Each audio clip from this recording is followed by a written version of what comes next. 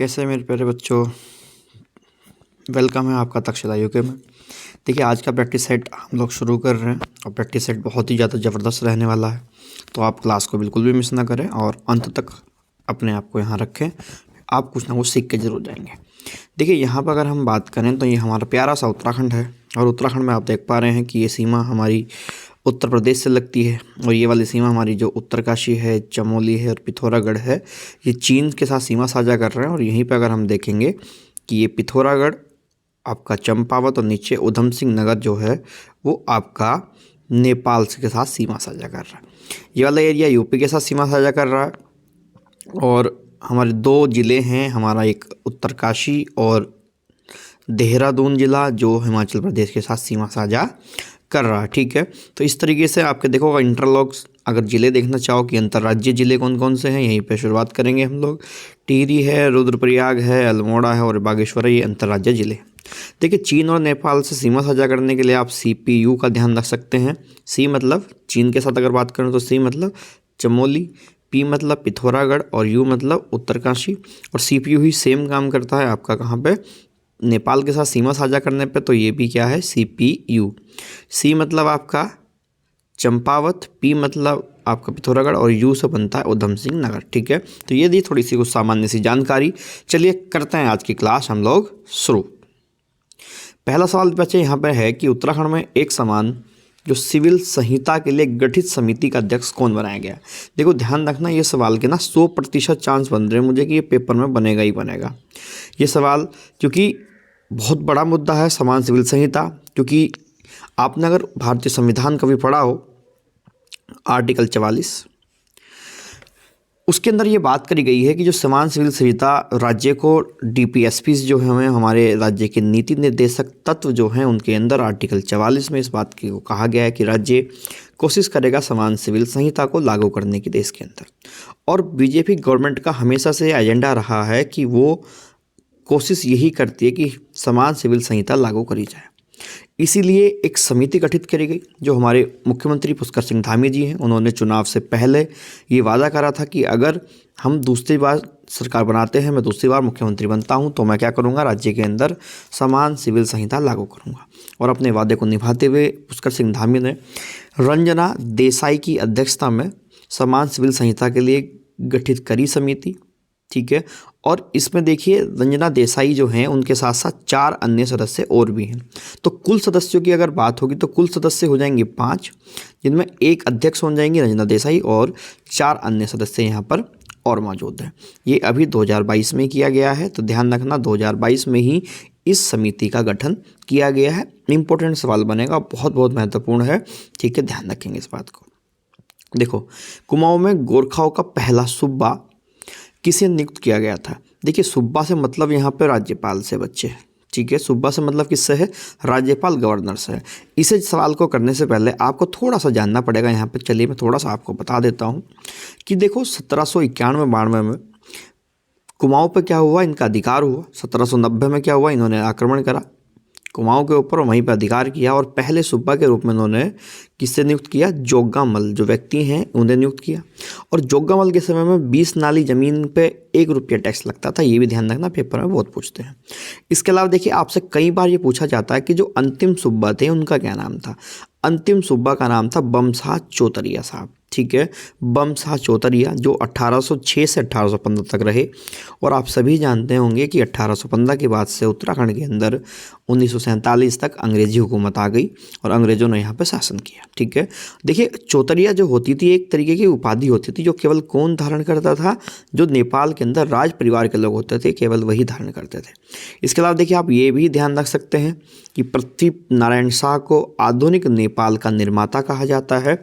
इसके साथ साथ जो दूसरे सूबा थे पहले हमने देखे वो हमारे सूबा जोग्गामल शाह, अंतिम हमने देखे सूबा बमशाह चौतरिया और दूसरे जो हमारे थे वो थे काजी नरसाही। इनके समय में एक बहुत बड़ी घटना घटी थी जिसे नरसाही का पाला, नरसाही का मंगल या मंगल की रात कहते थे। ठीक है, इसके अलावा देखिए ये सवाल भी आपसे पूछा जा सकता है कि अजब सिंह ख्वास ने ही कहा था कि ब्राह्मणों के पैर पूजे जाते हैं, सिर नहीं। जो कुली बेगार आंदोलन था, कुली बेगार प्रथा के दौरान जब गोरखा यहाँ आए तो उस समय क्या था, ब्राह्मणों को छूट होती थी कुली बेगार से।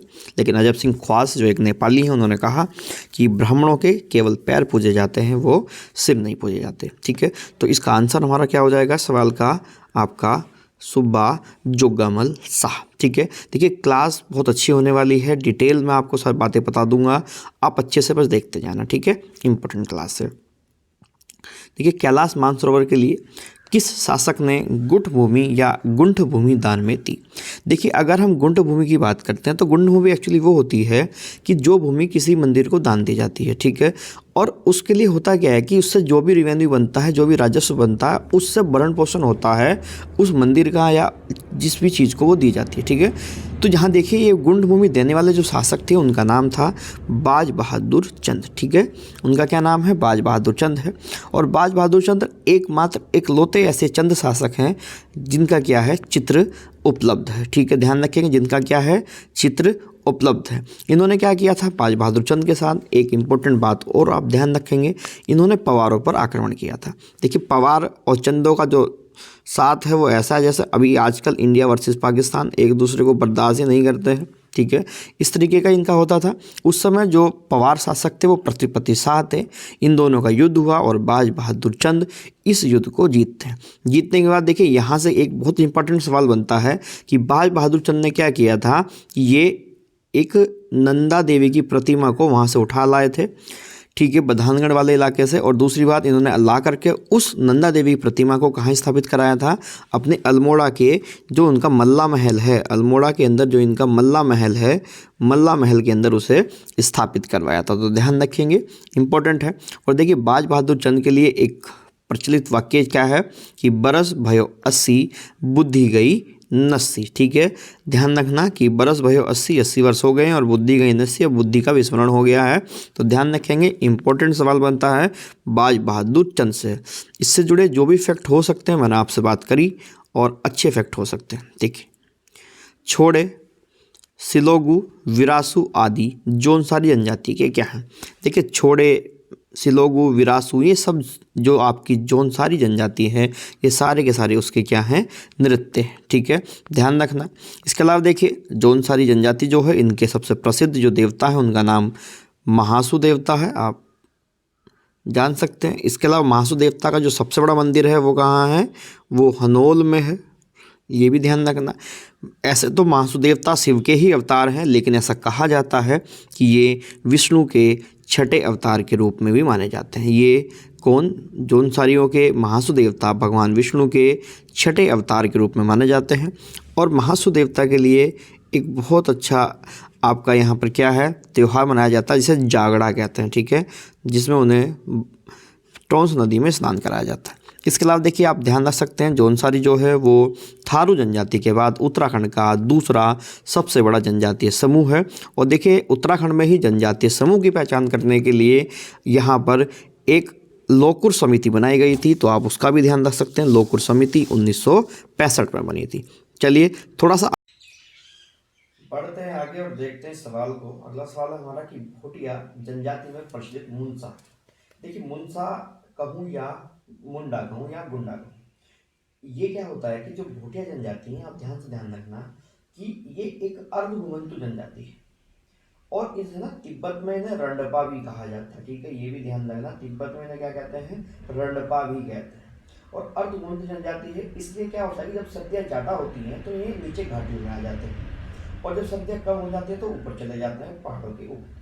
और ये भोटिया जनजाति जो रहती है वो महान हिमालय में रहती है, इसलिए भोटिया जनजाति को महान हिमालय के स्थानीय निवासी कहते हैं।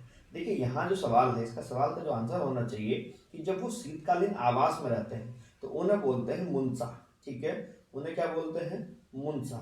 और दूसरी बात, जब वो ग्रीष्मकालीन आवास में रहते हैं तो उनके ग्रीष्मकालीन आवासों को बोलते हैं मैथ। उन्हें क्या बोलते हैं, मैथ। दोनों सवाल मोस्ट इंपोर्टेंट है, ध्यान रखना। इसके अलावा देखिए यहाँ भोटिया जनजाति जो है राज्य की जो 5 जनजाति हैं, मुख्य 5 जनजाति, उनमें सबसे ज्यादा पढ़े लिखे भोटिया ही होते हैं। तो ध्यान रखना, राज्य की सर्वाधिक जो पढ़ी लिखी जनजाति है, साक्षर जनजाति है, वो भोटिया है हमारी। इसके अलावा देखिए इनका मुख्य पदार्थ है वो क्या है, जया। जया इनका मुख्य पदार्थ है, तो ध्यान रखेंगे, इंपॉर्टेंट सवाल होता है। नेक्स्ट देखिए कि लक्सर जंक्शन को हरिद्वार से कब जोड़ा गया था। तो बच्चे लक्सर जंक्शन को हरिद्वार से जोड़ा गया था 1896 में, ठीक है, ध्यान रखना। और हरिद्वार की बात करूं या लक्सर जंक्शन की बात करूं, दोनों ही किसके हिस्से हैं, मुरादाबाद मंडल के दायित्व अंदर आता है, ठीक है, दोनों ही किस में आते हैं, मुरादाबाद मंडल के अंदर आते हैं। और हरिद्वार में क्या है, सबसे ज्यादा रेलवे ट्रैक्स आपको देखने को मिल जाएंगे हरिद्वार के अंदर।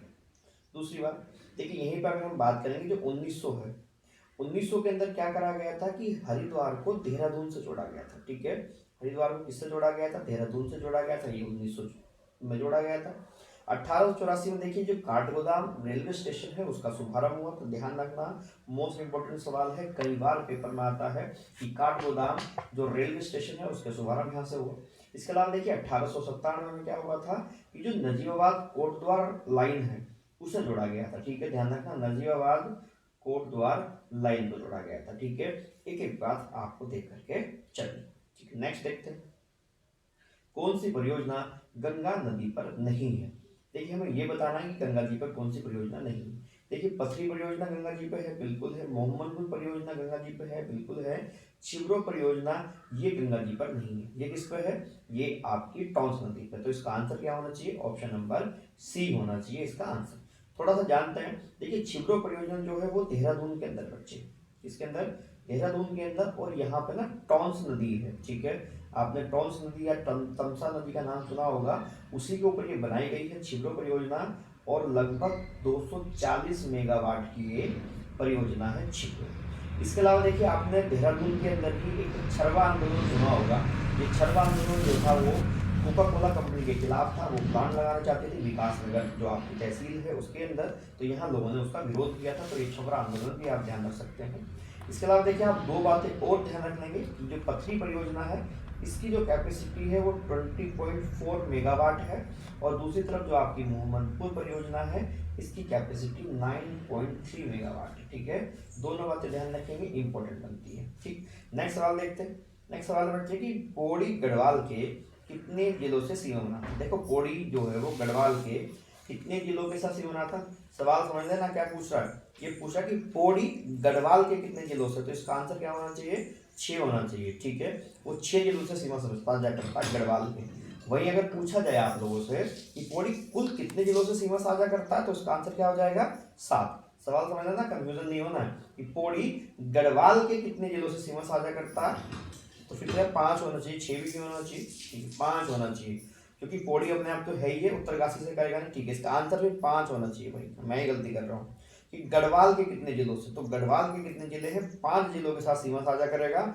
और कुल पूछा जाएगा तो कुल ये 7 जिलों के साथ सीमा साझा करेगा। और देखते हैं जरा थोड़ा सा इसके बारे में, यहाँ पर गढ़वाल पौड़ी को देखिए, पहले देखते हैं कि गढ़वाल के किस किस जिले के साथ सीमा साझा कर रहा है।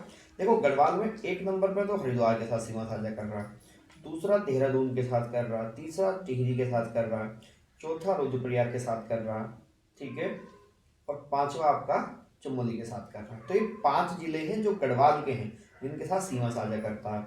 और देखिए इसके अलावा अगर आप देखोगे तो 2 जिले किसके हैं, ये कुमाऊं मंडल के हैं, जो अल्मोड़ा नंबर 6 और नैनीताल नंबर 7। तो कुल मिलाकर के 7 जिलों के साथ सीमा साझा करता है पौड़ी गढ़वाल, जिनमें से 2 किसके हैं, कुमाऊं मंडल के, जो अल्मोड़ा और आपका नैनीताल है, और 5 हैं हमारे गढ़वाल मंडल के, ठीक है। सवाल में कंफ्यूजन हो गया था, मुझे ही हो गया था, तो ध्यान रखना, कंफ्यूज नहीं होना भाई, बिल्कुल समझ लेना। देखो इसके अलावा पौड़ी गढ़वाल जो है वो गढ़वाल मंडल का जो एक जिला है हमारा उत्तरी जिला जो उत्तरकाशी है, इसके साथ सीमा साझा नहीं करता है। ये वाला हिस्सा किसके साथ सीमा साझा करता है, यूपी के साथ सीमा साझा करता है, ये ध्यान रखना, ठीक है। इसके अलावा देखो आप यहीं अगर देखना चाहो तो आप अंतरराज्य जिले देख सकते हैं, रुद्रप्रयाग हो जाएगा, टिहरी गढ़वाल हो जाएगा, एक बागेश्वर हो जाएगा और एक अल्मोड़ा हो जाएगा, ये आपके अंतरराज्य जिले हो जाएंगे। इसमें देखो 2 तो आपके हो गए गढ़वाल मंडल के, और ये 2 किसके हो गए आपके कुमाऊं मंडल के, तो ये ध्यान रख लेंगे आप। इसके अलावा देखिए अगर आप यहीं देखोगे तो केवल चमोली और पौड़ी ये 2 जिले हैं गढ़वाल मंडल के जो सीमा साझा करते हैं किससे, कुमाऊं मंडल से, ठीक है। और कुमाऊं मंडल के 4 जिले पिथौरागढ़, बागेश्वर, अल्मोड़ा और नैनीताल ये सीमा साझा करते हैं किससे, गढ़वाल मंडल से। तो ध्यान रखना है चमोली। और देखो इसमें एक चीज़ का और ध्यान रखना है कि चमोली ऐसा है जो 3 जिलों के साथ सीमा साझा करता है, या मैं ये कह सकता हूँ कि चमोली गढ़वाल का ऐसा जिला है जो कुमाऊं के सर्वाधिक जिलों के साथ सीमा साझा करता है। तो वो आपका क्या हो गया, ये चमोली पिथौरागढ़ के साथ सीमा साझा कर रहा है, बागेश्वर के साथ कर रहा है और अल्मोड़ा के साथ कर रहा है, ध्यान रखना। वहीं अगर हम पौड़ी की बात करेंगे तो पौड़ी कुमाऊं मंडल के केवल 2 जिलों के साथ सीमा साझा कर रहा है, एक अल्मोड़ा और दूसरा नैनीताल, ठीक है। यहीं पे नैनीताल और पौड़ी को जोड़ने वाला कौन सा मार्ग होता है बच्चे, कंडी मार्ग होता है। तो ध्यान रखेंगे, इंपॉर्टेंट सवाल बन जाएगा। तो इसका आंसर आपका क्या होना चाहिए, वो सी होना चाहिए, ऑप्शन नंबर सी, 5 जिलों के साथ। नेक्स्ट अगर आगे बढ़े देखते हैं कि राज्य में एस्बेस्टन कहाँ पाया जाता है। देखिए एस्बेस्टन की बात करते हैं तो ये एस्बेस्टन जो खनिज है ये एक्चुअली जो इस्तेमाल में आता है, सबसे पहली बात तो ये तापरोधी के इस्तेमाल में आता है। तापरोधी मतलब कि ये जो हीट होती है, हीट को आगे नहीं बढ़ने जाता, हीट का सुचालक नहीं होता, उष्मा का कुचालक होता है, ठीक है। और देखिए ये जो मिलता है बच्चे, ये दोनों जगह मिलता है आपको, ये अल्मोड़ा के अंदर भी मिल जाएगा एस्बेस्टन और पौड़ी के अंदर भी मिल जाएगा, लेकिन पौड़ी में इसका भंडार थोड़ा ज़्यादा है। और पौड़ी का एक एरिया पड़ता है कांदेरा, लेकिन कंडेरा भी लिखा मिल जाएगा, तो ध्यान परेशान नहीं होना, ठीक है। तो उसमें सबसे ज़्यादा मिलता है, तो उसका आंसर जो होना चाहिए यहाँ पे वो बी होना चाहिए, पौड़ी। इसके साथ साथ देखिए पौड़ी में आप देख सकते हैं कि सेल खड़ी, जिप्सम, तांबा और सिलिका सैंड जिसे सीसा कहते हैं, ये सब भी देखने को आपको मिल जाएगा। तो अच्छा सवाल है और एक सवाल लगभग पेपर में बनता भी है, ठीक है। देखिए निम्न में से कौन सी ताल लघु हिमालय में स्थित है, बहुत अच्छे सवाल है ये, फंसाने वाले सवाल है, ध्यान रखना, ठीक। देखो सबसे पहले तो हम जानते हैं कि जो डोडरी ताल है वो कहाँ पे है, ये उत्तरकाशी में है ना। दूसरी बात पार्वती ताल ये आपका रुद्रप्रयाग में है। तीसरा आपका रूपकुंड ये आपका चमोली में है। और चौथा आपका भीमताल ये आपका कहाँ है, नैनीताल में। लेकिन इससे ये बिल्कुल भी साबित नहीं होता कि ये लघु हिमालय में कौन सा है क्या नहीं है। तो इसके लिए हमें जानना पड़ेगा थोड़ा सा हिमालय का विभाजन उत्तराखंड के अंदर, ठीक है। देखिए मैंने कोशिश करी है कि यहाँ पर आपको सब बातें बता दूं। देखिए उत्तराखंड के अगर विभाजन की बात करते हैं तो आप देखोगे यहाँ पे कि जो ऊपर वाला हिस्सा है, ये वाला हिस्सा, ये थोड़ा सा उत्तरकाशी, ये इधर चमोली और ये थोड़ा सा पिथौरागढ़, ये हिस्सा कौन सा बच्चे, ये ट्रांस हिमालय का हिस्सा होता है। और ट्रांस हिमालय सबसे बड़ा भाग है। उसके बाद देखिए महान हिमालय का हिस्सा है, महान हिमालय में उत्तरकाशी, रुद्रप्रयाग, चमोली, बागेश्वर, ये सारा हिस्सा पड़ जाता है, ठीक। नीचे अगर हम आएंगे तो ये आपका लघु हिमालय है, ये वाला हिस्सा। और देखिए नैनीताल अगर आपको दिखाई दे रहा हो तो ये वाला हिस्सा जो है नैनीताल का, वो कौन सा हिस्सा है आपका, लघु हिमालय के अंदर ये आ गया, ये शिवालिक के अंदर आता है। और नीचे आपका जो हरिद्वार का ये वाला हिस्सा है, ये आपका बाह्य हिमालय के अंदर आ जाता है, ठीक है। देखिए पूछा गया कि कौन सा ताल लघु हिमालय में स्थित है। देखो लघु हिमालय की अगर मैं बात करूँ, यहाँ सबसे पहले ऑप्शन नंबर पहला देखते हैं, तो डोडरी ताल जो उत्तरकाशी है, ये वाला हिस्सा अगर हम देखें, ये वाला सारा हिस्सा आपका, ऊपर वाला हिस्सा सारा, ये किसमें पड़ता है आपका, महान हिमालय का पार्ट है, इसका मतलब ये तो आंसर होना नहीं चाहिए। पार्वती ताल जो रुद्रप्रयाग का अधिकतर हिस्सा आपका किस में आ जाता है, ये आपका किस में आएगा, रुद्रप्रयाग का भी आपका महान हिमालय में आ जाएगा। रूपकुंड चमोली का अधिकतर हिस्सा आपका ये ऊपर को पड़ता है, यहाँ को, ये भी किसका है, महान हिमालय का। तो इसका जो सही आंसर होना चाहिए वो ऑप्शन नंबर डी, भीमताल होना चाहिए, क्योंकि भीमताल आपका जो नैनीताल वाला क्षेत्र है, जो आप देखोगे ये आपका अधिकतर क्षेत्र आपका शिवालिक क्षेत्र या थोड़ा सा ऊपर की तरफ जो आता है वो लघु हिमालय आता है। और यही आपको देखने को मिलता है क्या, आपका भीमताल, ठीक है। ध्यान रखेंगे, अच्छा सवाल है, इंपॉर्टेंट सवाल है, कई बार फंसा लेता है, ठीक है। चलिए नेक्स्ट आगे बढ़ते हैं। राज्य में सबसे लंबा व सबसे छोटा रनवे वाला हवाई अड्डा। देखिए रनवे होता क्या है, रनवे बोलते हैं जिस पर आपको जो हवाई जहाज वगैरह होते हैं वो उड़ते हैं, ठीक है। इस पर दौड़ते हैं, मतलब देखा होगा ना आपने कि पहले वो चलते हैं थोड़ी देर के लिए, फिर उसके बाद टेक, है ना, उसके बाद उड़ना शुरू करते हैं। तो ध्यान रखेंगे, देखिए ये इसका जो सही आंसर होना चाहिए वो होना चाहिए पंतनगर और चिन्यालीसोड़, ठीक है। सबसे लंबा पंतनगर जो आपका उधमसिंह नगर के अंदर है, चिन्यालीसोड़ आपका उत्तरकाशी के अंदर, ठीक है। देहरादून के अंदर जोलीग्रांट है, आप सभी जानते हैं। नैनीसैनी आपका कहाँ पड़ता है, ये पिथौरागढ़ के अंदर पड़ता है। और इसके अलावा गोचर जो है आपका चमोली के अंदर है। और देखिए गोचर को हेलीकॉप्टर सर्विस हब बना रहे हैं, ये भी ध्यान रखना। और पंतनगर को जो डेवलप करा जा रहा है इसे, वो कार्गो एयरपोर्ट के रूप में डेवलप करा जा रहा है, ठीक है। और इसके अलावा देखिए जो देहरादून वाला है, ये सबसे ज्यादा यहाँ से जो सबसे बड़ा है, सबसे बेस्ट जो हमारा हवाई अड्डा है, वो देहरादून का जोलीगढ़ हवाई अड्डा है, ध्यान रखिए। इसके अलावा देखिए मैं शायद आपको कुछ और भी बताने वाला था। रनवे वाला हवाई अड्डा पंतनगर हो गया सर, पता नहीं कुछ दिमाग से निकल गया, मैं कुछ बताना चाह रहा था आप लोगों को। चलिए थोड़ा सा इसमें आगे बढ़ते हैं कि राज्य में कुल यातायात में सड़क यातायात का योगदान लगभग कितना है। देखिए सड़क यातायात हमेशा से ज़्यादा ही होता है, और अगर हम भारत के परिप्रेक्ष्य में बात करेंगे तो भारत का भी सबसे ज़्यादा सड़क यातायात में योगदान लगभग 80+ योगदान है। और यहाँ पर उत्तराखंड की अगर हम बात करूँ तो उत्तराखंड का लगभग आपका कितना 85% योगदान है किसमें, यातायात के अंदर। ध्यान रखना जब शुरुआत हुई तो उत्तराखंड की नेशनल हाईवे हमारे पास कितने थे, 9 नेशनल हाईवे हुआ करते थे। वर्तमान में ये 21 नेशनल हाईवे हो गए हैं। ध्यान रखना कहीं कहीं ये 20 मिल जाएगा, लेकिन 21 बिल्कुल सही है। लेटेस्ट आंकड़ा जो है उसके अनुसार क्या है, 21 बिल्कुल सही है, ठीक। इसके अलावा देखो यहीं पर आपको जो ध्यान रखना वो ये है कि सबसे बड़ा जो नेशनल हाईवे हमारा है वो नेशनल हाईवे 7 है, ये ध्यान रखेंगे। नेशनल हाईवे 7 की जो लगभग उत्तराखंड के अंदर लंबाई है बच्चे वो 402 किलोमीटर है। इसके अलावा देखिए नेशनल हाईवे जो 30 है, ये क्या है, ये सबसे छोटा नेशनल हाईवे है उत्तराखंड का, और इसकी लंबाई लगभग 2.90 किलोमीटर के आसपास, ठीक है। इंपॉर्टेंट है, ध्यान रखेंगे, बहुत बहुत महत्वपूर्ण। 2011 के अनुसार राज्य की कुल जनसंख्या में से शिशु जनसंख्या का कितना प्रतिशत है। देखिए शिशु जनसंख्या, शिशु सबसे पहले समझेंगे हम कि 0 से 6 साल तक का बच्चा क्या होता है, शिशु की कैटेगरी में आता है। और देखिए इसका जो सही आंसर होना चाहिए वो 13.44 होना चाहिए। शिशु जनसंख्या का प्रतिशत लगभग कितना है, 13.44 है। ये तो वह प्रतिशत की बात, और अगर कितनी है तो 13,55,814 है। शिशु जनसंख्या कुल कितनी है उत्तराखंड में 2011 के अनुसार, वो 13,55,814 है, ध्यान रखेंगे, ठीक है। और शिशु लिंग अनुपात अगर 2001 की तुलना में बात करें, देखिए कई बार पूछते हैं, 2001 की तुलना में बात करें तो ये पहले 2001 में 16.02% हुआ करता था, जो अब घट के या जनसंख्या के हिसाब से क्या हो गया है, 13.44% हो गया है, ठीक। देखिए अगर हम यहीं पे बात करते हैं, शिशु लिंग अनुपात जो उत्तराखंड में है वो कितना है बच्चे, अभी वो 1890 जो है वो शिशु लिंग अनुपात है। और अगर सर्वाधिक शिशु लिंग अनुपात की बात करेंगे तो वो अल्मोड़ा में है 922 के आसपास, और सबसे कम बच्चे वो पिथौरागढ़ में है 816 के आसपास, ठीक है। ये भी ध्यान रख सकते हैं आप लोग। इसके अलावा देखिए यहाँ परेशान नहीं होना, ये शिशु लिंगानुपात में सबसे कम पिथौरागढ़ में है। और अगर मैं केवल लिंगानुपात की बात करूँ, देखिए लिंगानुपात वैसे कहते हैं किसे हैं, तो लिंगानुपात बोलते हैं कि 1000 पुरुषों पर महिलाओं की जो संख्या होती है, ठीक है। लिंगानुपात में जो सबसे कम है वो हरिद्वार है, और यही आपके अभी पुलिस कांस्टेबल के पेपर में पूछा गया था। और देखिए जनगणना से, जनसंख्या से एक सवाल लगभग तय है, जो आएगा ही आएगा, ठीक है, ध्यान रखेंगे, इंपॉर्टेंट सवाल बनते हैं यहाँ से।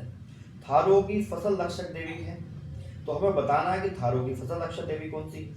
उससे पहले जानते हैं थारू।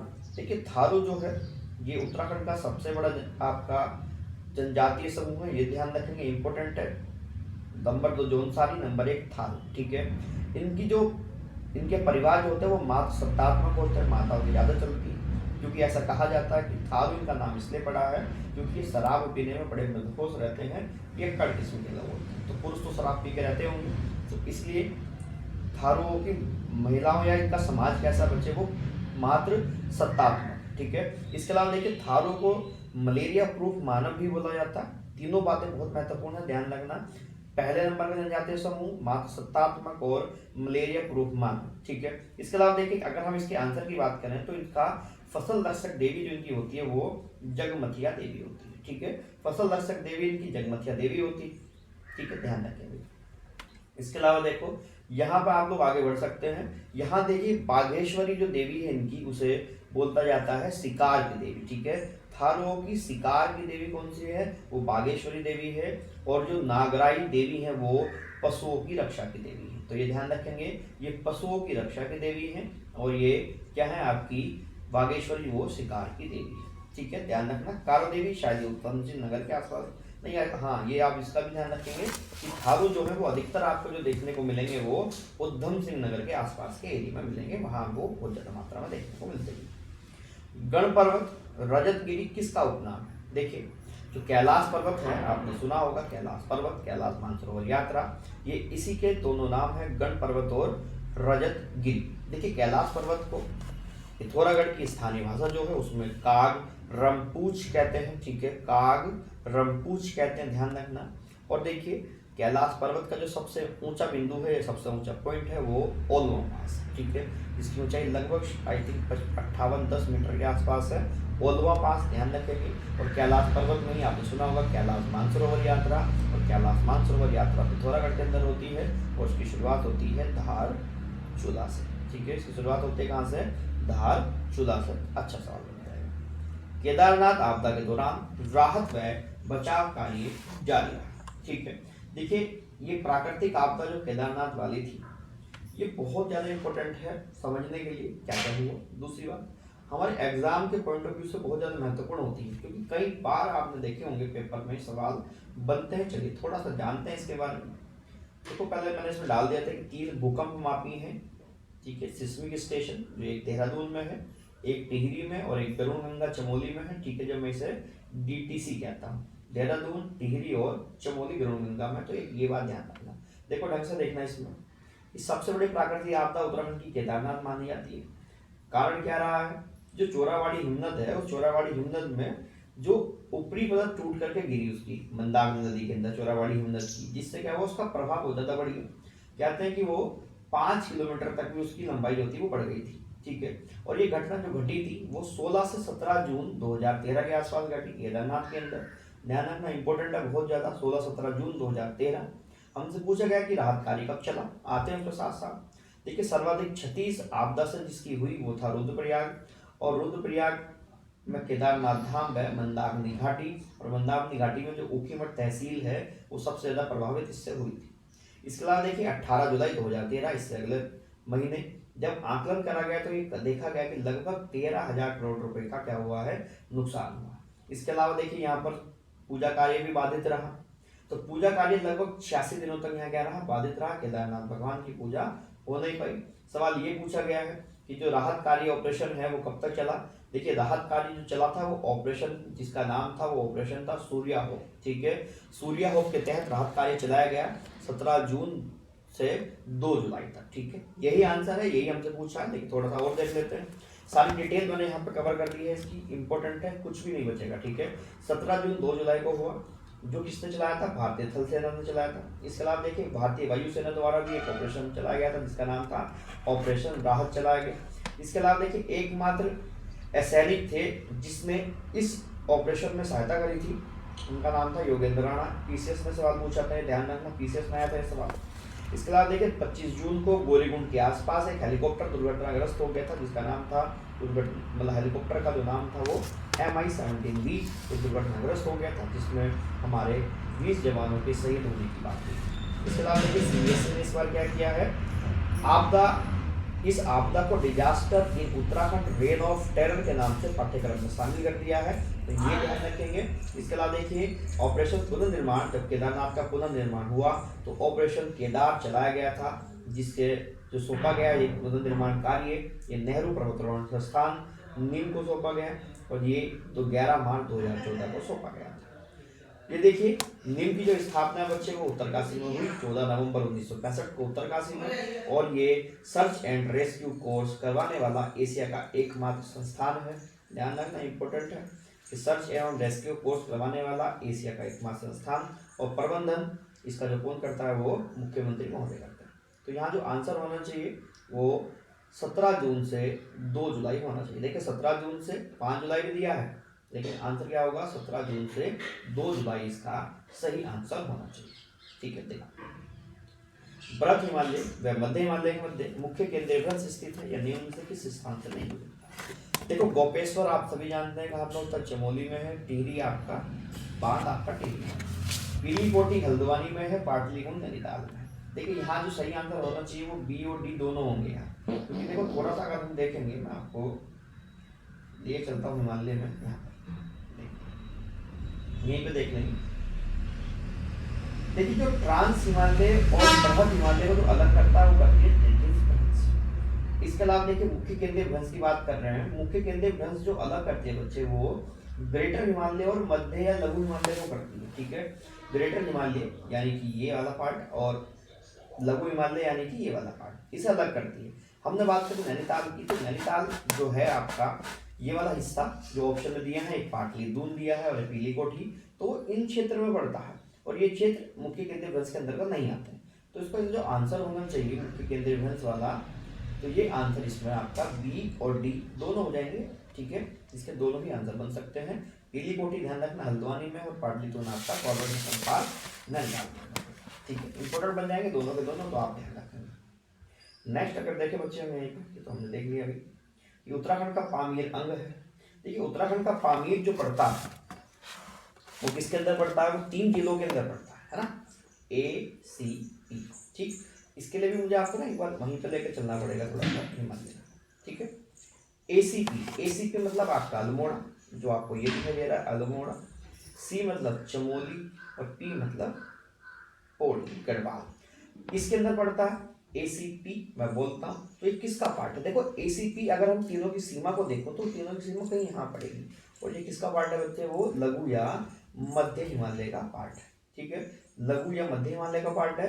इसका मतलब इसका जो सही आंसर होना चाहिए, वापस चलते हैं सवाल के ऊपर, इसका जो सही आंसर होना चाहिए वो क्या होना चाहिए, वो आपका मध्य हिमालय होना चाहिए। ठीक है, इसका सही आंसर क्या हो जाएगा, मध्य हिमालय हो जाएगा। और देखिए उत्तराखंड के पामीर से 5 नदियों का उद्गम होता है, वो आप ध्यान रखनी है। ठीक है, 5 नदियों में जो आपकी पश्चिमी रामगंगा है वो उत्तराखंड के पामीर से निकलने वाली सबसे बड़ी नदी है। गणनाथ मेला कहाँ लगता है ये हमें बताना। देखिए गणनाथ मंदिर जो है वो अल्मोड़ा में है, वहीं पर गणनाथ मेला भी देखने को मिलता है, और गणनाथ मेला आपका कार्तिक पूर्णिमा के दिन लगता है। ध्यान रखेंगे, इंपॉर्टेंट सवाल होता है। इसके अलावा देखिए सुंदरडूंगा ग्लेशियर जो है, सुंदरडूंगा ग्लेशियर स्थित है कहाँ पर, ये हमें बताना। तो देखिए बागेश्वर, अगर आपने सुना या देखा होगा तो बागेश्वर के अंदर आपका सुंदरडूंगा ग्लेशियर, डूंगा का मतलब होता है पत्थर। ठीक है, कुमाऊनी भाषा में पत्थर बोला जाता है। और देखिए बागेश्वर के अलावा, बागेश्वर में सुंदरडूंगा के अलावा भी ग्लेशियर है। एक कफनी ग्लेशियर यहाँ पड़ता है, एक मैकतोली पड़ता है, और यहाँ सबसे इंपॉर्टेंट जो ग्लेशियर है वो पिंडारी ग्लेशियर। ठीक है, एक आपका पिंडारी ग्लेशियर भी यहाँ देखने को मिलता है। देखिए पिंडारी ग्लेशियर से ही निकलती है आपकी पिंडर नदी, और ये पिंडर नदी ऊपर जाकर के कर्णप्रयाग में, चमोली में अलकनंदा के साथ संगम करती है। ये ध्यान रखना, इंपॉर्टेंट बात बनेगी। इसके अलावा आप ये भी ध्यान रख सकते हैं कि उत्तराखंड का सबसे बड़ा ग्लेशियर कौन सा है, वो गंगोत्री है, और गंगोत्री के बाद जो दूसरा सबसे बड़ा ग्लेशियर है वो कौन सा है, वो पिंडर है। ध्यान रखेंगे, इंपॉर्टेंट। इसके अलावा देखो अगर किसी को भी पंच प्रयाग जो है हमारे उनमें समस्या होती है तो उन पंच प्रयागों को मैंने बहुत डिटेल में समझाया है। उस वीडियो का लिंक मैं इस डिस्क्रिप्शन में डाल दूंगा, बहुत अच्छे से एक एक पॉइंट वहाँ आप क्लियर कर लोगे और कभी कंफ्यूज भी नहीं होगे। ठीक है, मैंने बनाना सिखाया कि बनाते कैसे बच्चे, तो वो क्लास भी आप देख सकते हैं। ठीक है, आगे बढ़ते हैं। देखो राज्य की सर्वाधिक लंबी नदी कौन सी है, तो राज्य की सर्वाधिक लंबी नदी है बच्चे काली। काली नदी सबसे लंबी है, और काली नदी की लगभग लंबाई जो है वो 250, 51, 52 इतना मिल जाएगा आप लोगों को, तो 252 किलोमीटर के आसपास होती है। इसके अलावा देखिए आपको जो ध्यान रखना है वो ये है कि काली नदी काकागिरी पर्वत के समांतर रहती है। इंपॉर्टेंट बात है, ध्यान रखना, काकागिरी पर्वत के समांतर रहती है, और स्कंद पुराण में काली नदी का जो नाम है वो श्यामा मिलता है। ठीक है, श्यामा मिलता है। इसके अलावा देखिए काली नदी को हम आपकी बहुत अशुद्ध मानते हैं पुरानी सोच से, इसलिए उसमें क्या है कि उसके जल को अशुद्ध माना जाता है, ये भी आप ध्यान रखेंगे। ठीक है, और काली नदी को शारदा नदी के नाम से भी जाना जाता है, इस बात का भी आप ध्यान रख सकते हैं। लक्ष्य सेन का संबंध है, देखिए लक्ष्य सेन का जो संबंध है वो बैडमिंटन से बच्चे इंपॉर्टेंट है, और इनका जो संबंध है उत्तराखंड के अंदर वो अल्मोड़ा जिले से, आप इसका भी ध्यान रखेंगे। इस समय लक्ष्य सेन की धूम मचाई हुई है, तो आप इन्हें बिल्कुल भी मत भूलना, हो सकता है पेपर में यही मिले आपको। और देखिए इस बार भारत में पहली बार ऐसा हुआ है कि भारत ने 2022 में थॉमस कप जीता है, तो थॉमस कप विजेता टीम के जो सदस्य हैं उनमें लक्ष्य सेन भी शामिल है। इसके अलावा देखिए लक्ष्य सेन को हमारी तत्कालीन राष्ट्रपति महोदय द्रौपदी मुर्मू जी ने अर्जुन अवार्ड से सम्मानित भी किया। ठीक है, तो आज की क्लास में इतनी बातें हैं। आज की क्लास आपको कैसी लगी?